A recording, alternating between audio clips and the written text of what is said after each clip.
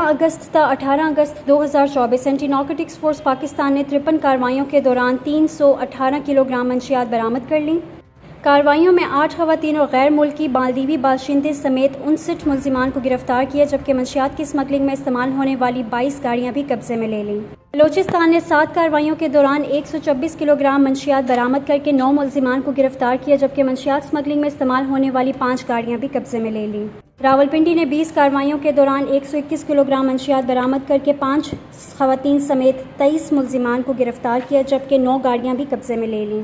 پنجاب نے 18 کارروائیوں کے دوران 31 کلو گرام منشیات برآمد کر کے 3 خواتین اور غیر ملکی باشندے سمیت 17 ملزمان کو گرفتار کیا، جبکہ منشیات کی اسمگلنگ میں استعمال ہونے والی 5 گاڑیاں بھی قبضے میں لے لیں۔ خیبر پختونخوا نے 5 کارروائیوں کے دوران 24 کلو گرام منشیات برآمد کر کے 6 ملزمان کو گرفتار کر کے 2 گاڑیاں بھی قبضے میں لے لیں۔